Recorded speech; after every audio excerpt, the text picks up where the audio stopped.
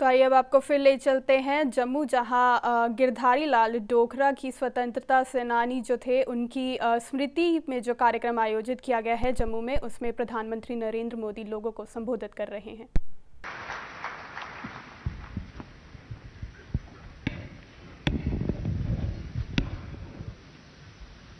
मंच पर विराजमान जम्मू कश्मीर के राज्यपाल श्रीमान एन वोहरा जी, राज्य के मुख्यमंत्री श्रीमान मुफ्ती साहब, केंद्र में मंत्रिपरिषद के मेरे साथी श्रीमान अरुण जी, डॉक्टर जितेंद्र सिंह जी, राज्य के उप मुख्यमंत्री डॉक्टर निर्मल सिंह जी,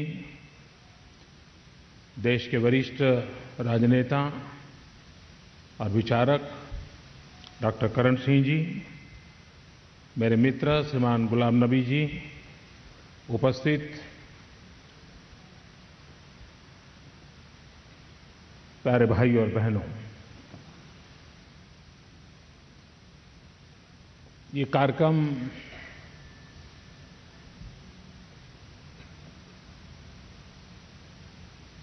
गिरधारी लाल जी के नाम पर जो ट्रस्ट चल रहा है उनके द्वारा आयोजित किया गया है और उनका ये शताब्दी वर्ष है। आमतौर पर राजनीति का दुर्भाग्य ऐसा है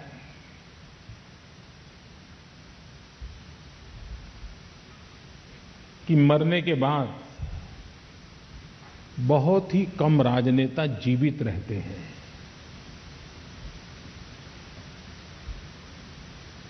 कुछ ही समय में वो भुला दिए जाते हैं, लोग भी भूल जाते हैं। लेकिन कुछ ऐसे अपवाद होते हैं जो अपने कार्यकाल में जो कार्य करते हैं, जिस प्रकार का जीवन जीते हैं, जिसके कारण मृत्यु के कई वर्षों के बाद भी वो जीवित रहते हैं। और मैं मानता हूं कि गिरधारी लाल जी उसमें से एक है।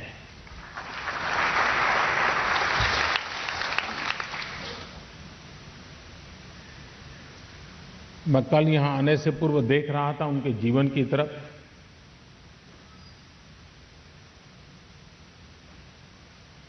वे सार्वजनिक जीवन में देशभक्ति की प्रेरणा से आए थे।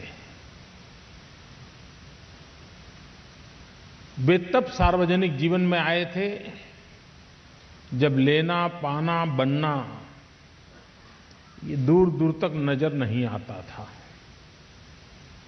उस समय वो सार्वजनिक जीवन में आए थे और लाहौर की धरती पर आजादी के आंदोलन के साथ अपने को जोड़ा था। विद्यार्थी काल में भी उन्होंने आजादी के लिए कुछ न कुछ करना, इस प्रबल भावना के साथ अपने आप को जोड़ दिया था। और बाद में राजनीतिक यात्रा में जीवन का अधिकतम समय उनको सत्ता में रहने का अवसर मिला है। देश में 26 बार बजट देने का सौभाग्य शायद ही 2-4 लोगों को भी मिला नहीं है। 26 बार बजट देने के पीछे की 2 बातें साफ होती हैं। एक तो राजनीतिक जीवन में स्वीकृति और स्थिरता, और दूसरी जो दायित्व मिला है उसके प्रति एक्सपर्टाइज एंड समर्पण, तभी जाकर के होता है। अदरवाइज तो लोग आते हैं, जाते हैं, बनते हैं, बदलते हैं, ये रहता है। लेकिन मूलभूत बातें जब होती हैं तभी ये संभव होता है। और आज शायद जम्मू कश्मीर में 2 या 3 पीढ़ी ऐसी होगी सार्वजनिक जीवन में जिनको जो गर्व से कहते होंगे कि मुझे गिरधारी लाल जी की उंगली पकड़ करके चलने का सौभाग्य मिला था, मेरे राजनीतिक जीवन को शेप देने का प्रारंभ उन्हीं के हाथों से हुआ था। जैसे अभी उन तस्वीरों में उनके परिवार का एक भी व्यक्ति कहीं नजर नहीं आता है।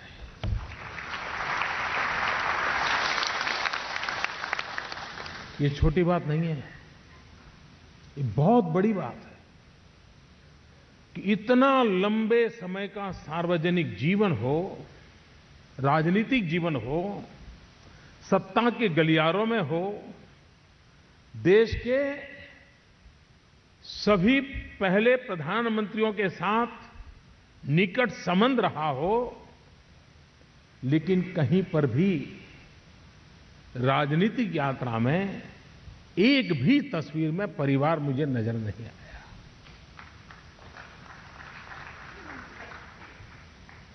मैं कल्पना कर सकता हूं कि, और ये कठिन काम होता है, सरल नहीं होता है, अपनों की थोड़ी बहुत इच्छा रहती है, लेकिन अपने काम के समय भाई आप अपनी जगह पे, जब घर आऊंगा तब ठीक है। परिवार के जन दिखाई दिए एक तस्वीर में, कब? जब उनकी अंत्येष्टि की यात्रा की तस्वीर है, सिर्फ वहीं परिवारजन दिखाई दे रहे हैं। आज के राजनीतिक जीवन के लिए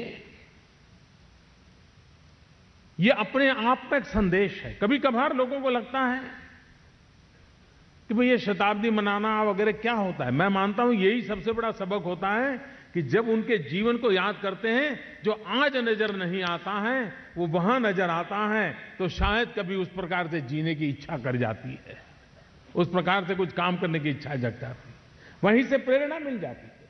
और उस अर्थ में मैं मानता हूं कि उन्होंने सार्वजनिक जीवन की मर्यादाओं का पालन पल पल किया होगा, हर गतिविधि में इस बात का ध्यान रखा होगा, और तब जाकर के इतने लंबे कार्यकाल में यह संभव हुआ होगा। मुझे और एक बात भी नजर आती है कि डोगरा साहब को व्यक्तियों की परख बड़ी पक्की होगी, ऐसा मुझे लगता है। जैसे उन्होंने गुलाम नबी जी को युवा मोर्चा का अध्यक्ष बना दिया, तो व्यक्तियों की परख बहुत ही अच्छी रहती होगी। वो बराबर नाप लेते होंगे कि व्यक्ति ठीक है कि नहीं है।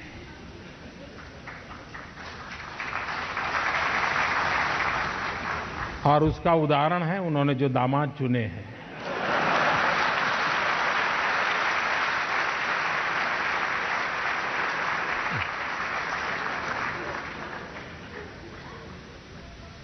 ये उनकी,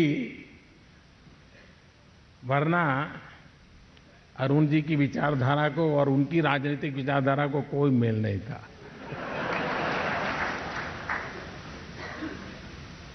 उसके बावजूद भी कुर्सी दे न दे, बेटी तो दी।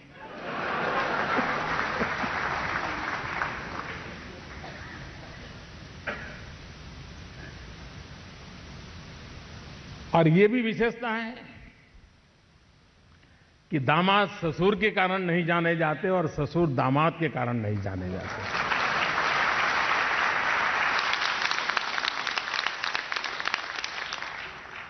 वरना इतने साल के सार्वजनिक जीवन में अरुण जी को कभी तो मन कर गया होगा कि ससुर इतने बड़ी जगह पे बैठे, लेकिन उन्होंने भी अपने आप को दूर रखा और उन्होंने भी इनको दूर रखा। आप अपना भाग्य अपने खुद तय कीजिए, मेरा जिम्मा मैं निभाऊंगा। और आज तो हम जानते हैं दामादों के कारण क्या क्या बातें होती है।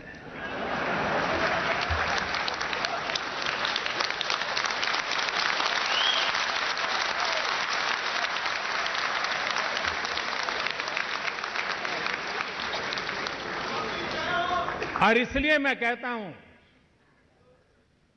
कि किस दल से थे, किस विचार से जुड़े थे, किसके नेतृत्व में काम करते थे, इसके आधार पर सार्वजनिक जीवन नहीं चलता है।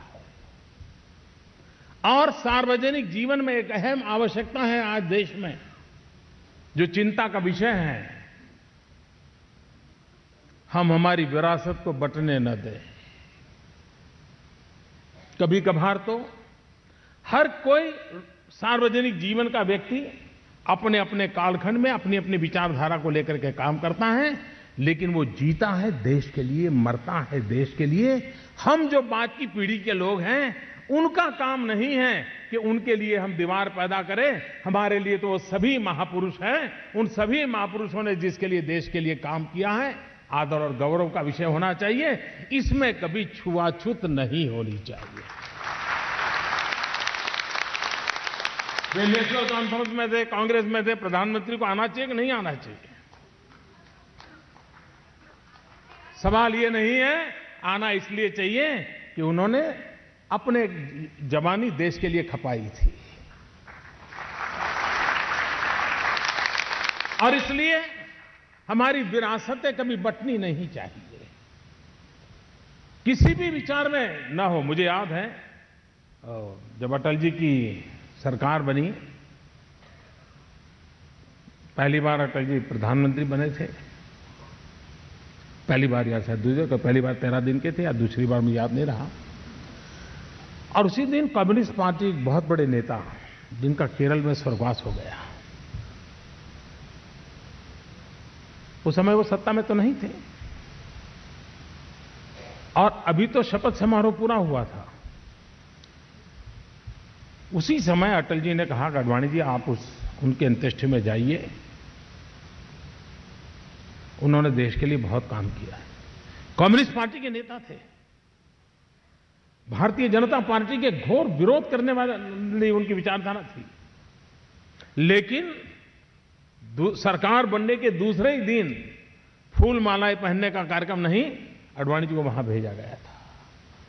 ये सार्वजनिक जीवन की आवश्यकता होती है। सार्वजनिक जीवन में अब हम यहां मस्ती से बैठे हैं, लेकिन परसों देखना आप कैसा मुकाबला होता है।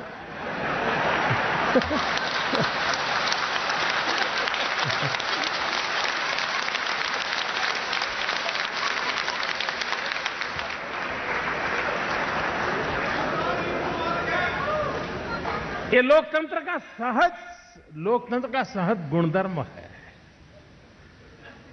हर फोरम में अपनी बात होती है, लेकिन राजनीतिक छुआछूत नहीं चलती है।